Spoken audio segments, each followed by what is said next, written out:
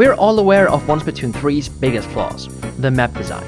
A while ago, I made a video looking closer into that issue, so if you're interested in what I would change about Splatoon 3's maps, feel free to watch it afterwards. In this video, I want to show you 5 maps from Splatoon 1 and Splatoon 2 that I would like to make a comeback in Splatoon 3. Some all-time classics, and some more controversial.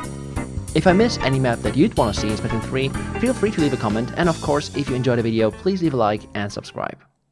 Let's start with a banger. We first got to see The Reef in the Nintendo Switch reveal trailer in 2016. This is the Splatoon 2 map, and if you ask any Splatoon 2 veteran what map they wish Nintendo would bring back, I guarantee that at least half of them will mention this map.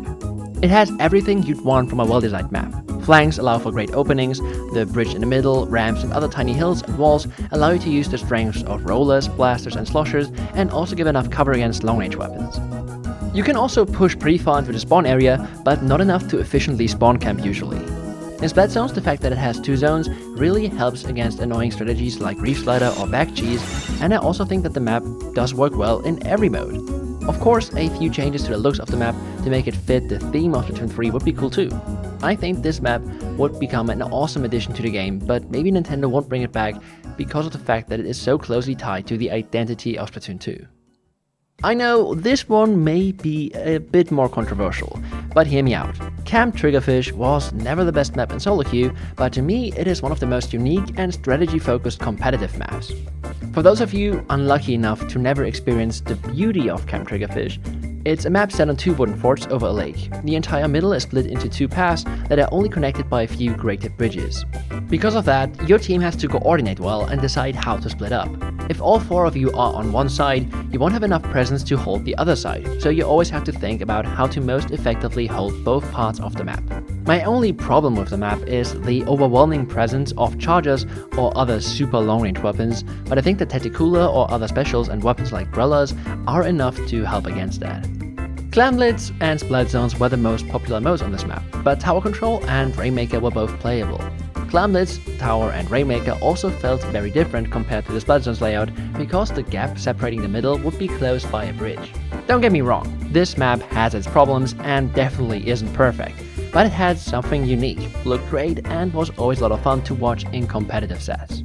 Since the map was both in Splatoon 1 and 2, chances of it coming back aren't too high though. Next up is Piranha Pit. This map, both in its Splatoon 1 and Splatoon 2 layout, was a lot of fun to play on Splat Zones, and the conveyor belts gave the map a very unique gimmick. Now, even if I'm a fan of the map's gimmick and style, I have to admit that besides zones, it was always horribly balanced. Clamlets was insanely hard to defend as soon as you lost the basket area once, Tower Control was also favoring the attacking team, and Rainmaker was so bad they had to turn the entire map sideways and change so much it basically became a new map. Without Stingray and missiles, this map could become a lot more enjoyable to play, but I would definitely change one major aspect of the map. To the ends of both sides of the map is an area that pro players used to call out as useless, since that area was always exclusively for special spam weapons to get more paint. With that part of the map gone, the devs would have to change mid so that the map doesn't become too thin, but I leave that part up to their creativity. Starfish Main Stage is one of the most iconic Splatoon 2 maps, but depending on the time you play Splatoon 2, you either love or absolutely despise this map. In earlier metas, this map was great on Tower Control, Splat Zones, and also fine on Clamlets.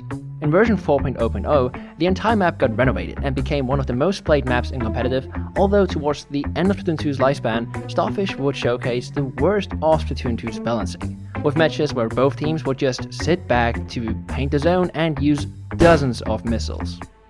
In Tower Control, Rainmaker and Clamlets, the changes made the map even better, and since tandem missiles aren't nearly as strong and spammable in Splatoon 3 as they were in Splatoon 2, I think that if the map came back, it would be among the most popular stages without any major changes to it.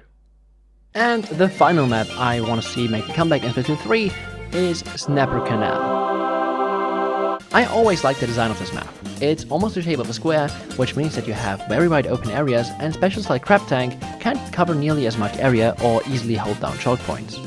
The spawn area, mid, and 2 hills on the side with a flank to the enemy team's snipe position are all well designed, but I think that the 2 lower areas on the top and bottom of the map would have to be redesigned, since getting out of that lower position was always really hard, and that area was usually only used to get some more paint at the beginning of a match for even more missile or stingray spam.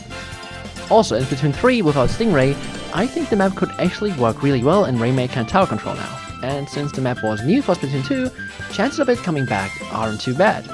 So that's it. Leave a like and subscribe if you enjoyed the video, and tell me in the comments which map you would bring back to Splatoon 3. Thank you for watching all the way, and see ya in the next one.